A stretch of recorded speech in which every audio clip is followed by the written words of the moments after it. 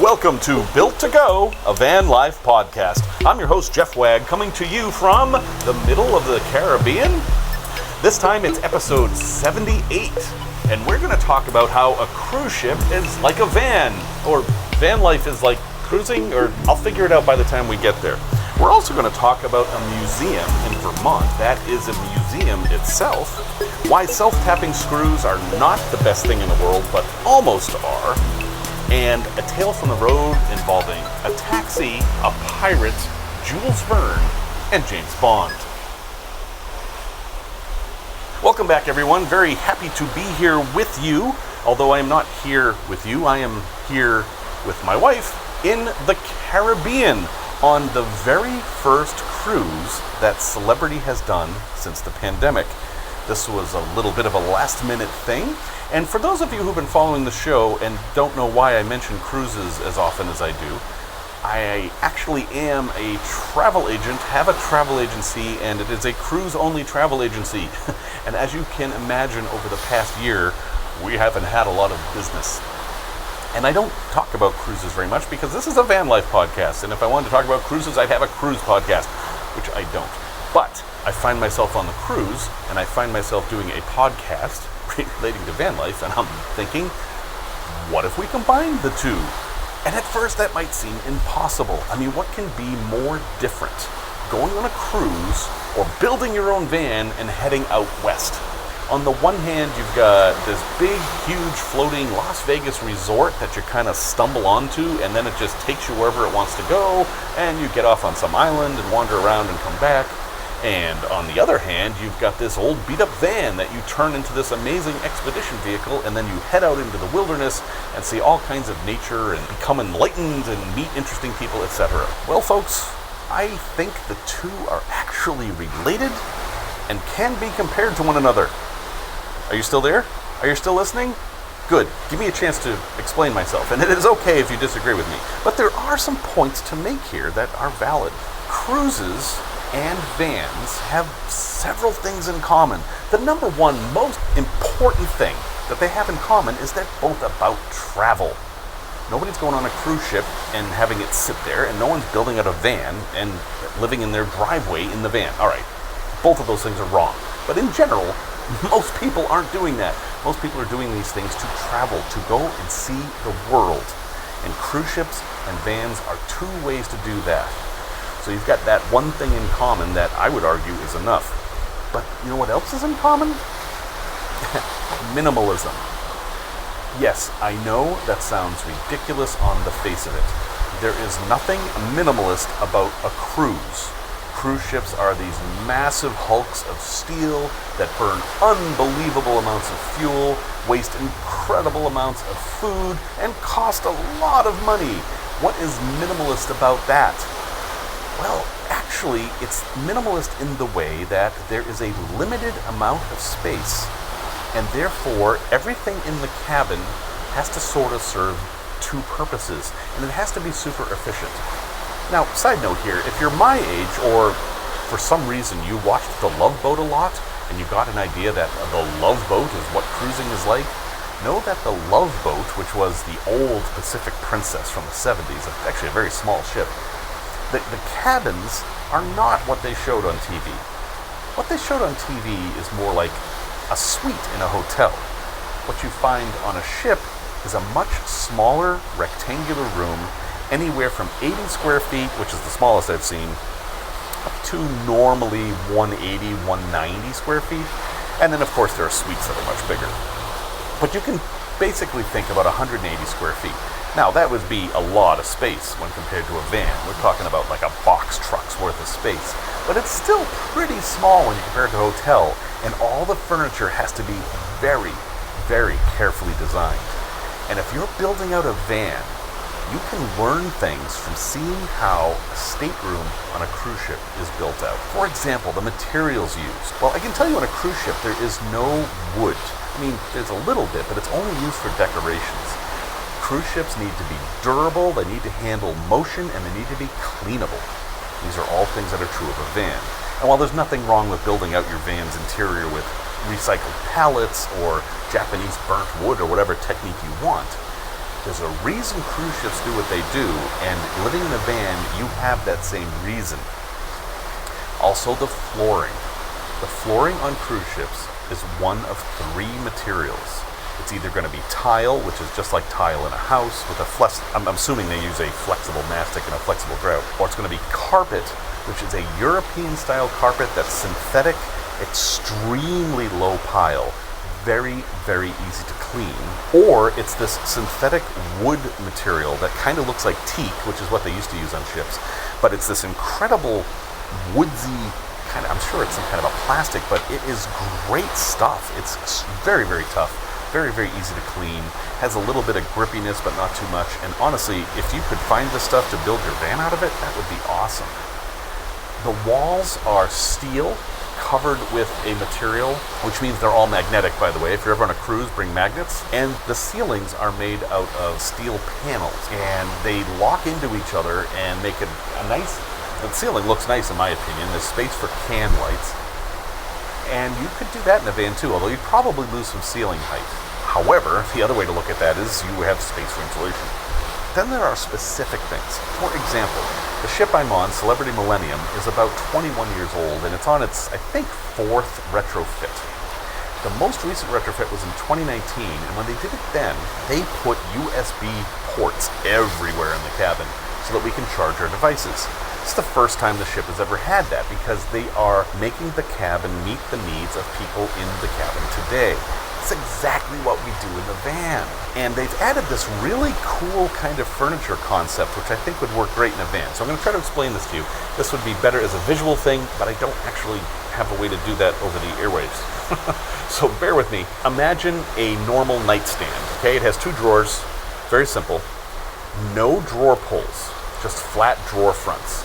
But imagine if someone cut out the top inch of the drawer front halfway across. So it kind of looks like a very squashed state of Utah, and there's a space where you can put your hand and open the drawer.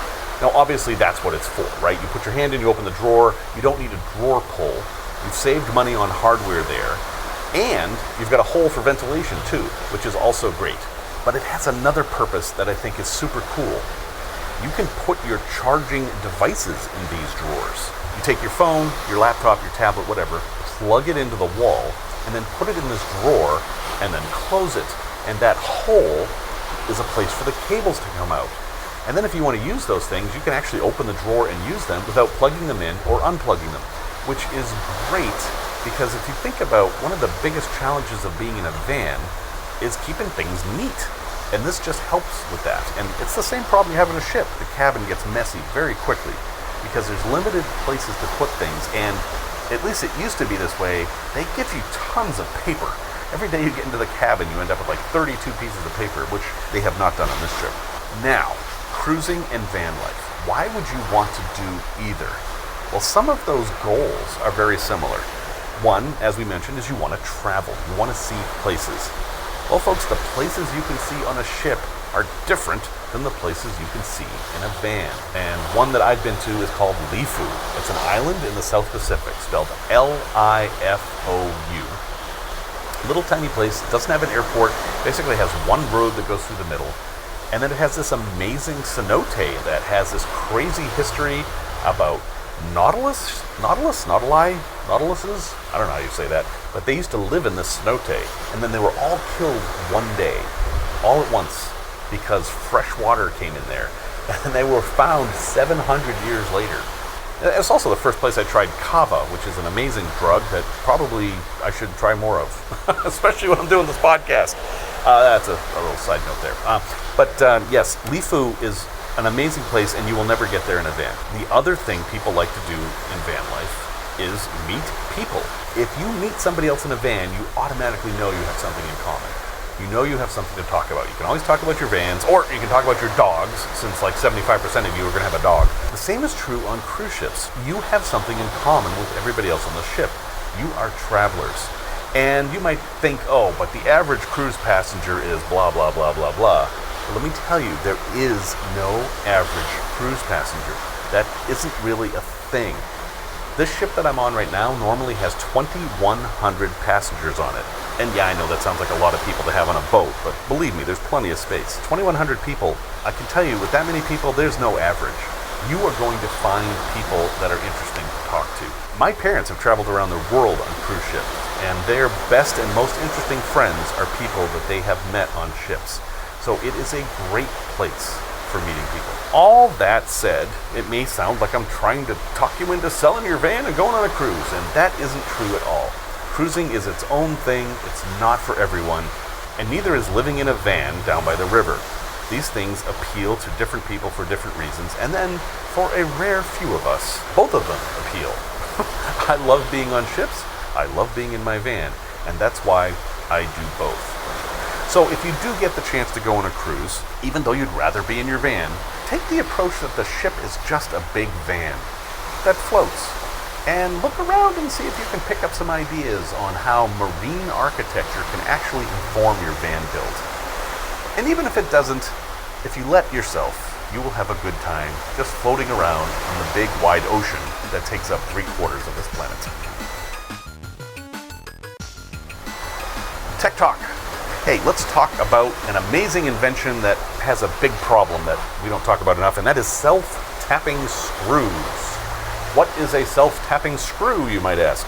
Well, this is a screw that is designed in such a way that it has a little drill bit at its very tip. It will drill its own hole and then screw into it. So it is self-tapping. It taps a hole for itself. And they are designed for metal.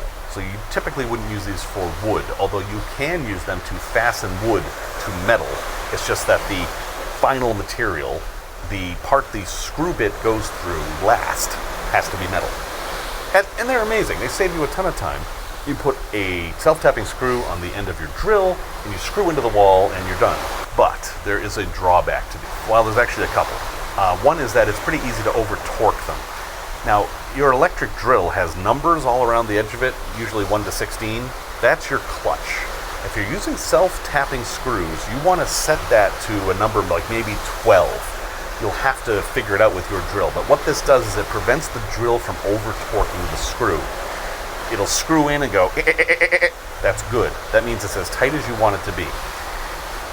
If you don't do that, you risk the screw spinning in the hole and stripping it out, or, and this can happen, I've had this happen a couple times, is that it'll rip the head right off the screw, and then you're left with a piece of metal in your hole, which isn't exactly what you wanted, most likely. But the bigger problem, and the one that people don't talk about enough, is self-tapping screws are meant to be screwed in once and then never, ever touched. You're never supposed to unscrew them, because if you unscrew them on the way out, they make the hole a little bit bigger. And if you do this repeatedly, you end up with a screw that's too small for the hole. Now, it's not that the drill bit gets any bigger. I mean, if you take a 1/8 inch drill bit and drill a 1/8 inch hole, it's going to be a 1/8 inch hole. But remember that this thing is spinning and wobbling, and that vibration actually makes the hole a little bit bigger than 1/8 of an inch every time it goes through. And these screws are much worse than drill bits for that.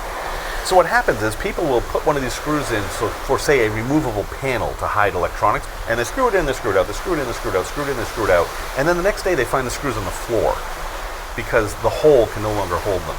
The proper way to replace a self-tapping screw is with a bigger one.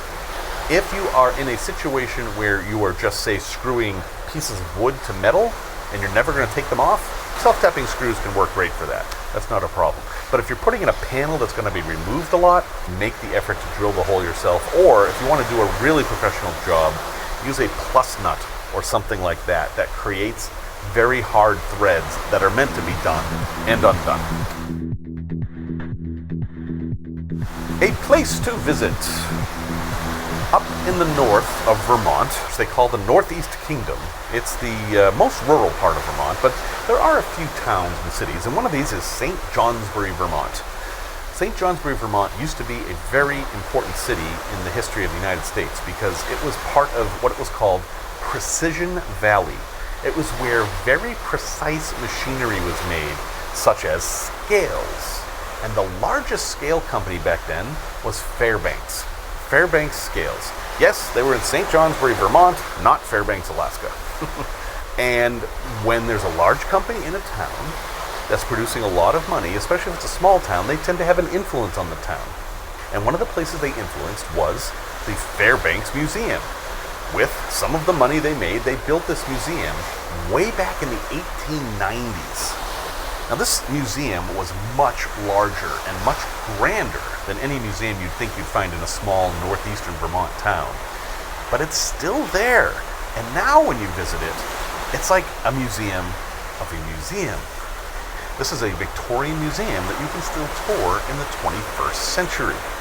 And if you go in there and look, you can see how the entire place is designed to maximize light. Because museums need light so you can see things, right? But in the Victorian age, lighting came from mostly candles and lanterns, and I'm sure there was no electricity in the museum when it was first built. So the exhibits are designed to have windows behind them, and there are big skylights everywhere. And the second floor has a big opening in it to allow light to hit the first floor. And if you just take a step back and look, it's a marvel of engineering of light. It's all dark mahogany wood with ways for light to come in all completely around you. Now the museum has all kinds of exhibits from the Victorian age, including models of dinosaurs from before we really knew what dinosaurs looked like. Some of these are actually models that Charles Knight made, and he was the famous painter of dinosaurs, like the very first one. And, you know, people were just finding bones. No one really knew how they went together. So you go and you'll see like a model of an iguanodon that looks like an iguana, because that's kind of what the bones look like. Although we now know that iguanodons were bipedal and not quadrupedal, you can see a model of a quadrupedal iguanodon in this museum if that's something you want to do. They've also added a planetarium, and they also have a weather station in there that's an actual functioning weather center that produces weather for Vermont's public radio station. It is kind of a unique, fascinating place. I love all museums. This one holds a special place in my heart because it's so old and they've changed very little. In fact, they've made exhibits out of some of the old exhibits. So what's being displayed isn't as important as the display itself. I'll have a link in the show notes, but next time you're up in Northern Vermont, which I hope will be soon, check out the Fairbanks Museum in St. Johnsbury. It is well worth a visit. Tales from the road. All right, since I'm on a cruise ship, I figure I might as well tell you a tale that involves a cruise ship. Actually, it doesn't. It involves a van, honestly. So, one of the things I like to do when I go to ports that I've been to many times is I will ignore all the ship tours, and I will just find a guy who lives in the island with a van or a taxi and say, hey, I'll give you $100, and for the next 5 hours, Nassau, the largest city in the Bahamas, if you cruise at all, you're going to end up there. It's kind of inevitable. And I've been there so many times now that, it's not that exciting. But I had a great tour when I just walked down the pier and found a guy with a van and said, hey, take us to interesting places that tourists don't normally see. And here's where we went. First, we went to a cave filled with bats. This was a cave that was easy to walk into, and then you'd have bats flying around your head. That's pretty cool, although actually a fair number of tourists actually get to see that. But still, that's good. Worth the price of admission already. We're off for a good day. Then we went to a mansion that had been turned into a hotel that was built by a pirate in the early 1700s and still had some of the original furniture and piano from when the pirate lived there. That was pretty cool.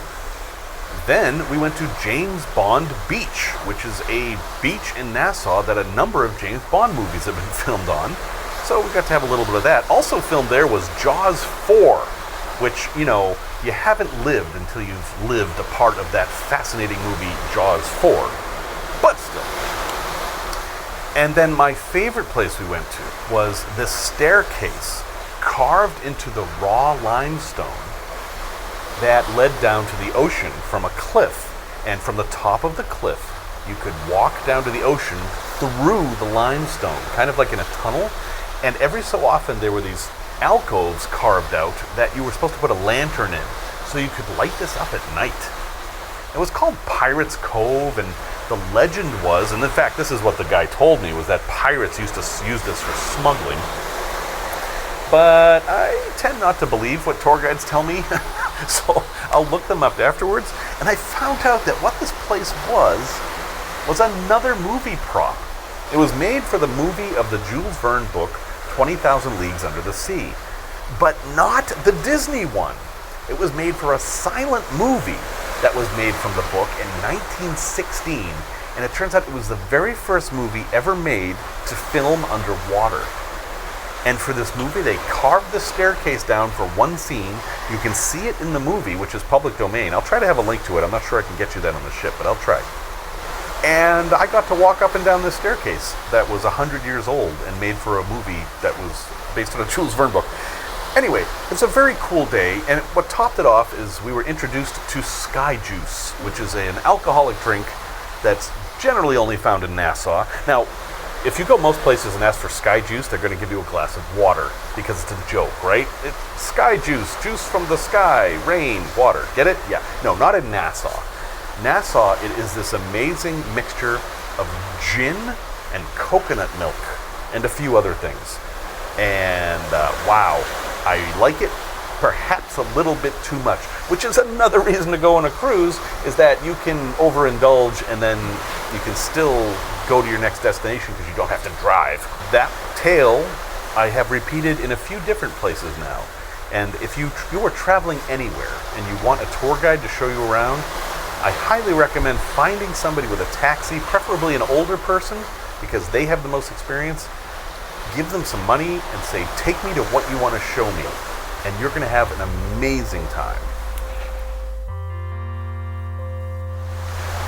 Resource recommendation. I was recently out in my van out west, and I had done some laundry, and I had these wet clothes, and I was like, well, where do I hang these? I was not staying in one place long enough to hang them outside, and even though I was in the Nevada desert where you could dry a pair of jeans in an hour probably, I actually didn't have an hour. So I was like, all right, I'm in this little tiny van. I really need to put a clothesline in this thing. And I'm like, where can I put it? And I was like, and then it dawned on me how really kind of dumb I was being. I don't need a clothesline. I need a bungee cord. So I've mentioned before the value of hooks in vans, and I swear every time I go out in this van, I screw more hooks in. You can't have too many hooks. But when you have two hooks and a bungee cord, you have a clothesline. In fact, if you have a van full of hooks, you not only have a clothesline, you have multiple clotheslines, or you have an adjustable clothesline, or you can make a spider web of clotheslines. You can do whatever you want. And that's kind of the point, is that sometimes it's important to take a step back and think not what you need, but what you need to do. So I didn't need a clothesline. I needed a way to hang my clothes so they could dry. And when you think of it that way, you get out of the hole of thinking I need to buy a clothesline, an item called a clothesline, and find a way to install it. No, you start thinking more practically, like, what do I have that will help me accomplish my goal? And it turns out that a bungee cord, and you can sandwich your clothes in between them and they won't fall off. So screw clotheslines, bungee cords are better, and it's something you can do anywhere, between anything. So throw away your clotheslines. No, you don't have to throw them away, but consider bungee cords instead of clotheslines. They're actually much, much better at the job. Q&A. Should I consider an ambulance for van life? Okay. I addressed this issue many episodes ago. In fact, someone wrote me and said that because of my commentary on ambulances, they decided to sell their ambulance and buy a van, which made me a little uneasy because I don't necessarily want to influence major decisions like that. But I mean, well, it's a podcast full of things about things like that, so it's going to happen. But when would you definitely want to consider an ambulance? And the reason this question has come up a lot for me lately is because I'm in that situation. Ambulances can be had relatively cheap, although right now everything's expensive. We know that. I've talked about that 100 times. But for the amount of vehicle you get and the amount of quality you get, ambulances are really pretty affordable. That doesn't mean they're great for van life. I'm going to give you the negatives first, so you know where I'm coming from, and then I'm going to give you the positives. First off, ambulances come out of the factory, get modified, get delivered to the ambulance company, someone at the ambulance company turns the van on, and then they don't turn it off for 5 years. Ambulances are never turned off. I mean, okay, I'm being hyperbolic here, but ambulances from the start of the shift to the end of the shift, don't get turned off. They are always left on. And so you might find an ambulance with, it's only got 75,000 miles on it. It's like brand new. Yeah, okay, that's 75,000 miles and 6,000 hours of usage. And every 1 hour equals 30 miles of driving. The other thing is that for the size of the vehicle, the interior is pretty small. There's a ton of storage cabinets on the outside that take up a lot of the interior space. So you end up with an 8-foot wide vehicle that has an interior that is much smaller than that. So, why do that? Why are you driving around this giant vehicle when your inside is much smaller? The other thing is that, and this is a really big deal, the wiring in these things is incredibly complicated. This is true for an old van or a new van, although they're complicated in different ways. In old vans, you have this is not an exaggeration, you would have hundreds of miles of wires connecting to the cab, to the back, going to all kinds of things, often poorly labeled, often built by companies that aren't in business anymore, so you can't even look things up. And on newer ones, you have another problem. Those cables aren't power cables, they're data cables. And so there's a computer screen up front and a computer screen in back, and the computer controls whether the lights go on or off, or the heat goes on or off, etc. And imagine if you have a problem with that. You can't just trace the wires. You've got to know electronics. You've got to have an oscilloscope. Yeah, major problem there. You can see there's a lot of cons. And of course, you're going to run into registration issues, insurance issues, and all that, as you do with any kind of vehicle that's a little bit unusual. I should have just talked you out of buying an ambulance. And then it would make sense that I've talked myself out of buying an ambulance, right? Well, I'm very much a do what I say, not what I do kind of a guy. And I'm actually planning on buying an ambulance. So let me explain how I got from this is the stupidest idea ever to this is probably what you should do. Or I should do. I'm only speaking for myself. I don't think anybody else should buy an ambulance because I want them to be cheap. No, I mean because I don't necessarily think it's a good idea for everybody.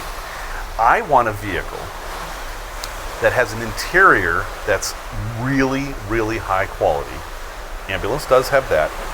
And has a lot of exterior storage space because I want to take my College of Curiosity show on the road. Now, College of Curiosity, you hear me say that at the beginning of every podcast. It has many incarnations, but one of the things I do is I will go around with what are basically cabinets of curiosity and do demonstrations.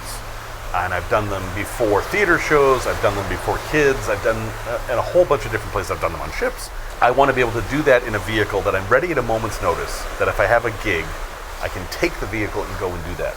And an ambulance is awfully perfect for that. First off, it's an ambulance, so it has a curiosity element built into it.